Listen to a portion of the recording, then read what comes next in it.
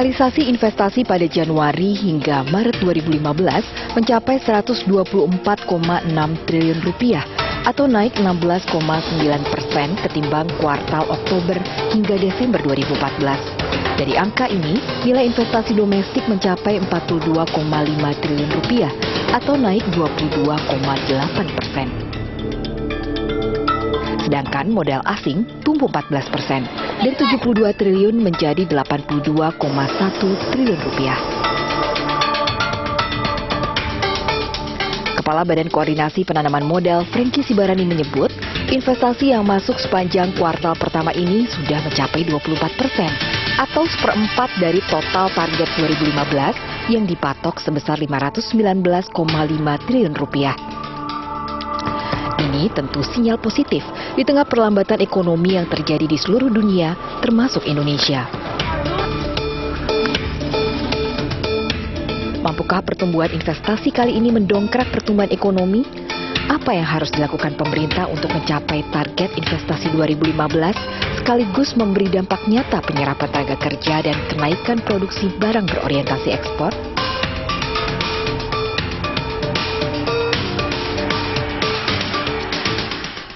Ya, dari tayangan tadi Pak Franky dan Bu Destri, salah satunya adalah perlambatan ekonomi ya, dan itu triwulan ini kita rasakan Bu Destri ya. Nah, saya mungkin tanya pada Bu Destri, kalau melihat dari perlambatan ekonomi ini, apakah mungkin memang kita bisa mencapai investasi yang diharapkan mungkin setahun sampai 500 triliun ya Pak ya diharapkannya. Ini seperti apa Mbak Destri? Karena kalau melihat investor tuh sekarang wait and see kebanyakan gitu. Nah, apakah ini akan terus terjadi sampai akhir Desember?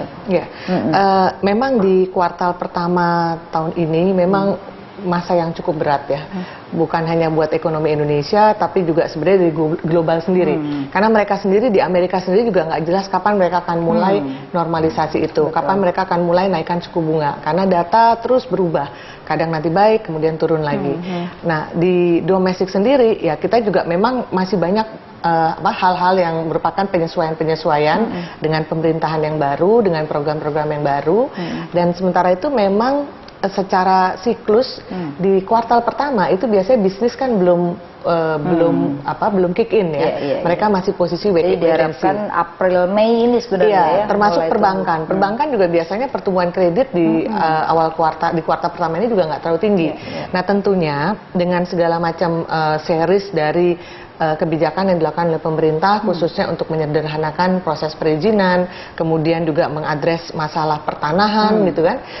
Nah, ini kita harapkan, apalagi di global sekarang sudah lebih jelas bahwa kayaknya kok nggak mungkin ya The Fed akan naikkan bunga dalam waktu dekat ya. Jadi kalau menurut saya sangat berharap banyak, apalagi juga pemerintah sudah mulai banyak melakukan groundbreaking. Nah, inilah kita sekarang saatnya menunggu realisasi dari apa yang telah dicanangkan dan di groundbreaking kan oleh pemerintah. Gitu ya. Nah, kalau kita lihat salah satunya adalah nilai tukar rupiah yang berfluktuasi terus-menerus dan beberapa waktu belakangan ini dana keluar cukup besar ya, hampir 300 triliun ya. Nah, ini bagaimana pengaruhnya terhadap investor apabila fluktuasi nilai tukar ini masih bermasalah? Apakah itu bisa meyakinkan mereka? Ya, ini satu hal, makanya di Indonesia ini selalu sektor keuangan kita ini yang cukup rentan kalau tiba-tiba ada perubahan persepsi di global ataupun ada perubahan sentimen di domestik.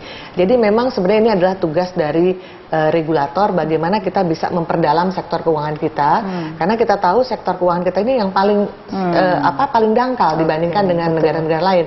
Jadi pada saat terjadi goncangan sedikit, asing keluar itu langsung panik gitu. Sementara sebenarnya sektor real sejauh ini baik-baik saja gitu. Seperti misalnya mungkin pasar Tanah Abang, kemudian kegiatan-kegiatan. Kalau kita lihat kegiatan di Jakarta itu kan pembangunan banyak sekali gitu.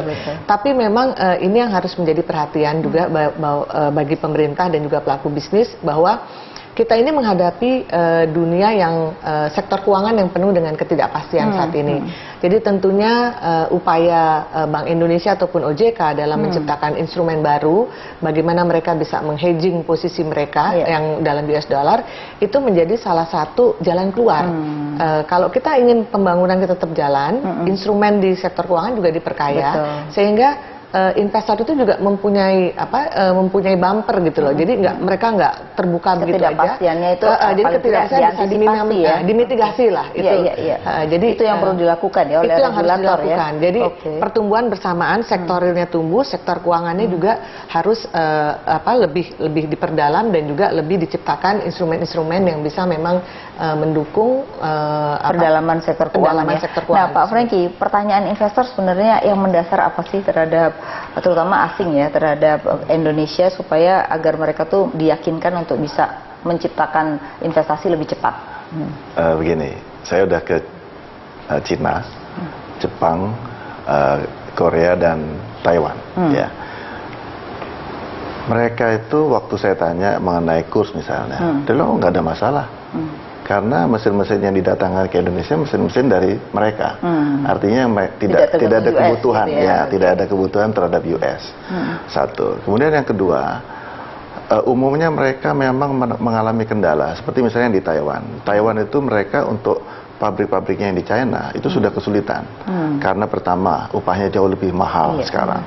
Yang kedua, taksnya lebih dari 32 pajak jenis pajak, dan yang ketiga. Dan sudah memang untuk ekspansi itu udah sulit, sehingga mereka akan mendekati market lah ya. Mereka akan relokasi. Nah, pilihannya kan Vietnam, Kamboja dan Indonesia gitu. Nah, terhadap Vietnam, mereka lihat mencari tenaga kerja untuk industri padat karya juga sudah semakin susah, gitu. Nggak mudah juga ya. Tidak mudah. Nah, sementara Kamboja memang mereka tidak terlalu yakin gitu. Nah, pilihannya Indonesia gitu. Jadi itu yang Taiwan. Sebenarnya punya keyakinan Taiwan itu ya. Taiwan ya. Rasio investasi Taiwan itu hanya 35%. Paling kecil bukan ya, Pak? Paling kecil Cina. Iya, makanya. Ini Taiwan. Taiwan. Ini kalau Cina kan 10%. Nah, kalau Jepang itu 65% rasio investasinya. Korea lebih besar. Korea 70%. Rasio investasinya. Rasio investasi itu maksudnya begini. Total izin prinsip yang masuk, katakanlah 100, yang realisasi sampai betul-betul running, itu 70% untuk Korea. Luar biasa. Luar biasa. Nah, artinya kalau kita ketemu dengan Jepang dan Korea, itu sudah bukan masalah mereka yakin atau tidak. Sudah nggak ada mereka isu tanya, tentang keyakinan. Bisa nggak tol itu biar kami yang kerjakan. Oke, malah minta begitu ya. Bisa nggak pembangkit listrik yang ada ya di beberapa Jepang dan Korea kami ekspansi. Sudah sampai seperti itu. Oke. Nah, kemarin kan kalau saya dengar China dan Jepang itu komitmen sampai 72 miliar US dollar. Nah, ini seperti apa? Apakah memang bisa dilaksanakan atau hanya sekedar mereka janji-janji saja pada presiden? Begini. Sekali lagi, angka itu bagi saya dengar saja. Karena yang paling penting adalah rasio investasi. Karena rasio investasi itu tidak bisa dibohongi. Itu sudah terjadi. Nah, kalau Jepang dengan 10 miliar US dollar lebih, itu saya yakin. Dan 1000% saya yakin. Kenapa? Karena yang komit itu sebagian besar adalah diantaranya industri otomotif.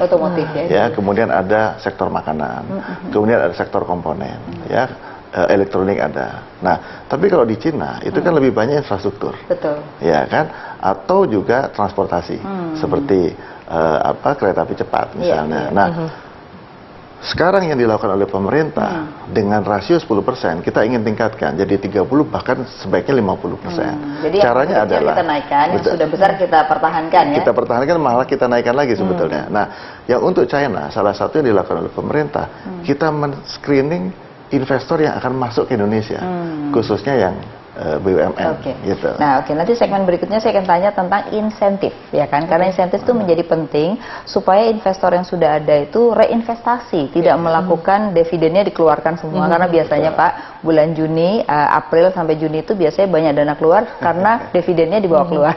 Nah, kita harus break dulu ya. Ya, pemirsa, jangan kemana-mana, tetap di Afilian Review.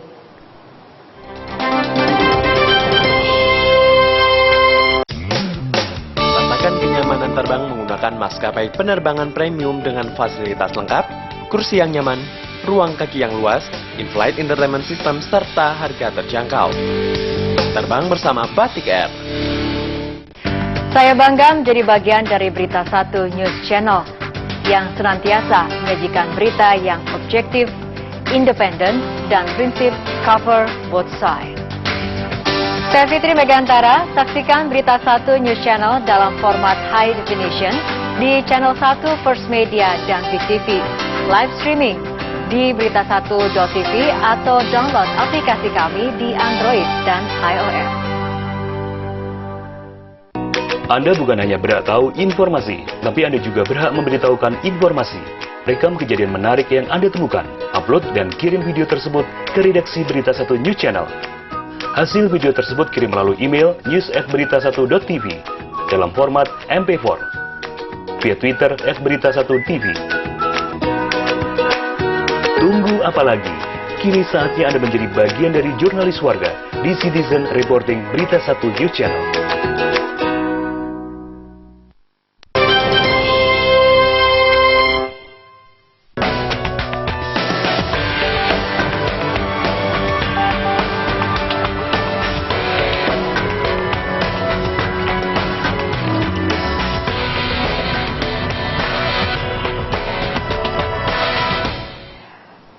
Ya, Anda masih menyaksikan Afilian View dan saya masih bersama Bapak Franky Sibarani dan Ibu Destri Damayanti. Ya, tadi kalau kita udah bicara investor menarik di Indonesia, tapi kadang-kadang orang tanya insentifnya apa sih gitu ya. Nah, sebentar lagi kan akan ada peluncuran bahwa nanti investor apabila mereka tidak membayar evidennya atau dividen itu dari investasi akan mendapat pengurangan pajak, itu salah satunya, tapi yang belum ya.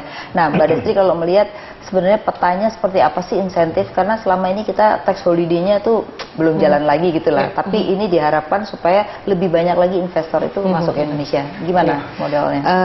Kalau dari pengamatan saya, kemudian juga bicara dengan beberapa investor yang sudah existing, saya suka tanya, Bapak kenapa nggak ambil insentif yang diberikan oleh pemerintah, misalnya apakah itu tax holiday ataupun tax allowance gitu kan, ada restitusi pajak juga gitu kan. Tapi jawaban mereka adalah, loh, Ibu, itu memang gampang di atas kertas, tapi pada saat kenyataannya, pada saat kita mau minta restitusi ataupun kita mintakan fasilitas itu, persyaratannya susah sekali gitu. Nah, makanya terakhir saya sempat membaca lagi pemerintah yang baru menerbitkan itu Pak ya, PP nomor 18 2015, di mana itu dipermudah. Jadi memang ada tax allowance, tax holiday mungkin sementara tidak, tapi tax allowance dengan persyaratannya yang lebih diperlunak. Misalnya, kalau sebelumnya untuk mendapatkan tax allowance ini mereka harus investasi hingga 1 triliun misalnya. Kemudian mereka harus menyerap tenaga kerja sampai sebesar 1.000 misalnya. Nah, ini diperkecil gitu. Kemudian juga untuk proses pada saat restitusi pajak juga dipermudah gitu. Jadi saya rasa ya insentif itu bisa berbentuk dalam bentuk pajak, tapi bisa juga mungkin insentif dalam hal yang lain, misalnya dengan keadaan dengan fasilitas infrastruktur juga yang menunjang, termasuk juga untuk power. Karena sekarang kalau mereka mau ekspansi tapi powernya nggak ada, jadi misalnya kalau dia bikin power plant sendiri harus dikasih insentif gitu ya, jadi mereka bisa melakukan sendiri gitu jadi ya. Dia bisa juga untuk kebutuhan dia sendiri, dan juga mungkin kelebihannya kan baru bisa diambil PLN misalnya di PLN. Jadi kan itu sebenarnya juga hal yang positif gitu ya. Gitu. Jadi juga harus ditampung apa sih yang bisa dari kelebihan mereka untuk di-share kepada yang lain. Betul, gitu ya. Nah, gimana Pak Franky melihat tadi yang insentif ini? Pertama, sebetulnya bukan diperkecil. Tadi kalau 1 triliun bukan diperkecil. Justru syarat itu dihapus. Tidak perlu ya. Jadi syaratnya nggak ada. Jadi dalam arti begini, syarat itu satu, nilai investasi, 2 adalah jumlah tenaga kerja, 3 komponen TKDN, ya. Yang keempat adalah orientasi ekspor. Nah, 4 ini menjadi salah satu syarat. Nah, sebelumnya itu ada memang persyaratan yang seperti tadi Ibu sampaikan, gitu ya, dengan angka itu rigid. Jadi kalau kan misalnya beda-beda ya, sektor ini kan nggak mungkin banyak tenaga kerja. Jadi kalau ada satu ini kejadian, ini waktu saya masuk kita review, ternyata ada sekitar 32 perusahaan itu yang dia tidak masuk persyaratan itu, misalnya begini, investasinya dipersyaratkan 200 miliar minimal, tenaga kerjanya minimal 300, ya. Kemudian ada 2 kasus. Investasinya itu 400 miliar, tenaga kerjanya cuma 250, nggak masuk dong, nggak masuk gitu kan. Nah, jadi malah menghambat ya. Nah, itu malah menghambat, sehingga sepakatnya bahwa kita perlonggar. Jadi persyaratan itu tidak ada. Jadi itu ada di PP 18. Ada di PP 18. Itu satu. Nah, yang kedua, kemudian ada beberapa sektor yang masuk, yang terutama terkait dengan kemaritiman. Jadi rumput laut, galangan kapal dan lain-lain masuk. Nah, yang ketiga sekarang kebetulan hari ini saya tanda tangan adalah prosesnya. Prosesnya. Jadi prosesnya dulu itu bisa setahun lebih. Bahkan yang case tadi saya ini, case yang tadi itu dari proses sampai dia produksi sampai 1,5 tahun belum ada keputusan. Giliran mau diputuskan syaratnya tenaga kerjanya cuma 250 gitu. Nggak masuk lagi. Nggak masuk lagi gitu. Jadi ini satu hal yang bagus sekali untuk investor lebih ya. Nah, sekarang begini, ada isu Pak Bambang Menteri Keuangan mengatakan yang sudah stay di sini yaitu PMA itu ternyata nggak banyak yang bayar pajak misalnya gitu. Nah, ini kan berarti tidak ada pengawasan setelah dapat izin. Artinya BKPM hanya memberikan izin, tapi setelah itu siapa yang mengawasi gitu Bu Destri? Artinya ini bahaya juga dong buat Indonesia. Udah kita kasih izin, dia dapat untung, tapi ternyata kita nggak dapat apa-apa. Nah, seperti apa mestinya kita menangani PMA terutama ya? Ini yang membuat kita juga jadi untung, sama-sama untung. Gitu. Gimana Mbak Destri? Ya, saya rasa kalau udah mengenai perpajakan itu mestinya jurisdiksinya sudah di Kementerian Keuangan. Tapi paling tidak mungkin kan pada saat persyaratan awal dia harus punya NPWP Pak, mestinya ya. Itu harus dia punya NPWP. Sekali dia punya NPWP, mestinya kan sudah masuk dalam sistem dan itu dari Kementerian Keuangan kan bisa langsung dilihat gitu recordnya. Berapa size company-nya, berapa pajak yang bayar. Jadi memang akhirnya ya di sini harus dari Kementerian Keuangan yang memang sekarang ini kan salah satu upaya untuk mengejar target pajak yang besar itu adalah dengan memperbaiki sistem collection. Jadi lebih improving compliance-nya. Yang mereka tadinya nggak bayar pajak atau bayar pajaknya kurang, dengan database yang mereka minta, mereka tentunya kan bisa langsung approach gitu. Itu dari sisi perpajakan ya.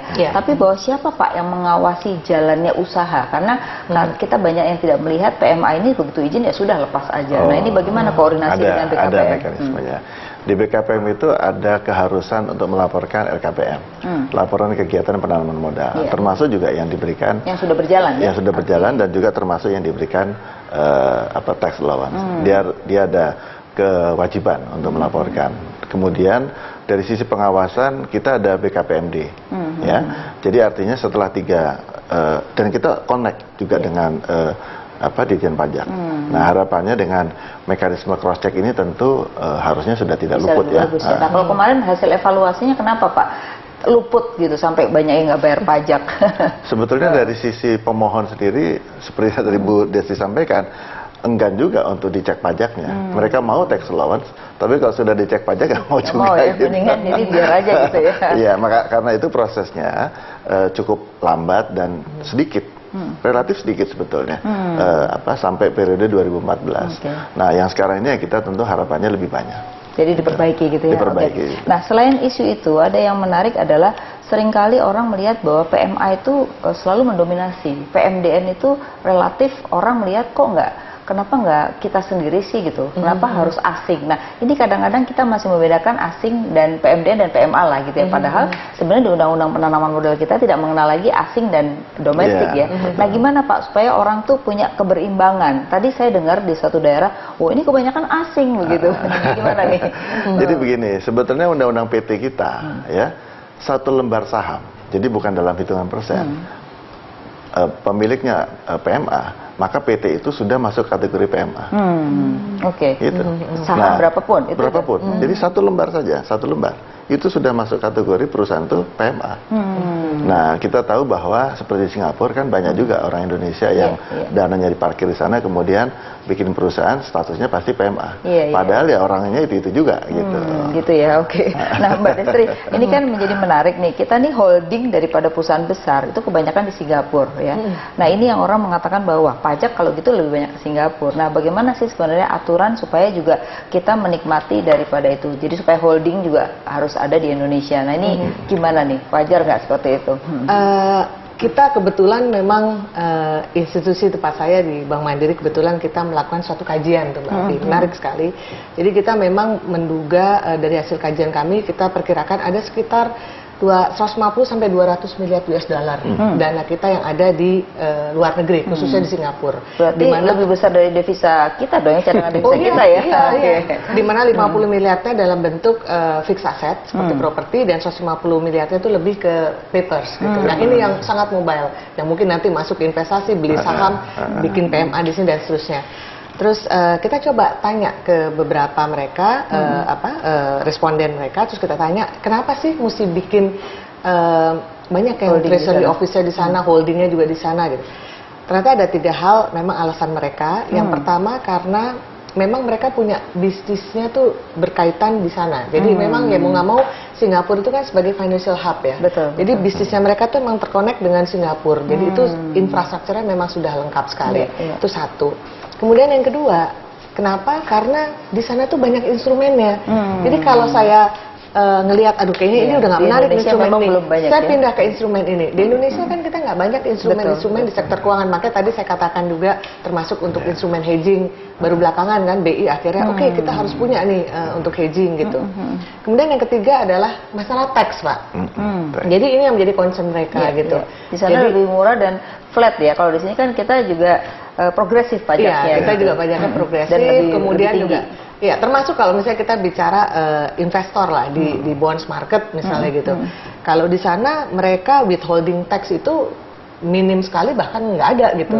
Di kita pegang bonds, kita kena ada dividen kita kena, nanti withholding tax kita juga kena. Jadi memang aturan perpajakan kita memang masih sangat rigid, belum menyesuaikan dengan memang perkembangan yang terjadi sekarang di mana dengan negara lain ya. Ya, di mana kan juga sekarang borderless ya. Kita udah nggak ada batasan, uang tuh bisa terbang ke sana sini ya. Yang penting bisa menarik ya, harusnya gitu. Gimana Pak Franky, setuju dengan Bu Destri? Setuju. Jadi harus ada perbaikan di sisi perpajakan kita ya, supaya jadi investasi itu menariknya bukan karena disuruh-suruh, tapi benar-benar karena tawaran daripada negara itu sendiri gitu ya. Itu juga menjadi isu di investasi yang dikatakan Bu Destri tadi. Secara spesifik tentu mungkin tidak terlalu kuat ya, tidak terlalu belum kuat. Gitu ya? Atau malu belum nanya dulu. Umumnya itu yang existing. Yang justru nanya. Yang existing. Saya udah berkarya di sini kok nggak ada apa-apa gitu ya. Terutama yang existing kan. Kalau existing pasti sudah settle bisnisnya, pasti masuknya ke isu-isu perpajakan gitu. Tapi yang kita tarik dalam konteks BKPM kan adalah investor baru. Iya, betul. Dan investor baru ini relatif mereka cukup tadi agresif, itu Cina, Jepang, Korea ini agresif ya. Tapi yang Cina, dari Eropa enggak ya sekarang? Gini, Eropa itu kita handle, tetapi tidak fokus, tidak spesifik gitu. Jadi nanti kita September akan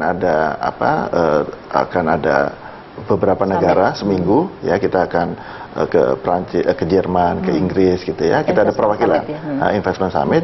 Nah itu baru.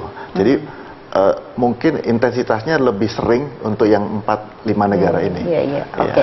Baik, kita nanti di segmen terakhir kita akan bicara juga. Jadi solusinya mesti seperti apa ya, supaya kontribusi dari pengusaha kita, masyarakat kita, supaya juga friendly terhadap investor baik asing maupun domestik seperti apa ya. Kita harus break dulu. Ya pemirsa, jangan beranjak dulu karena saya akan kembali setelah pariwara berikut ini.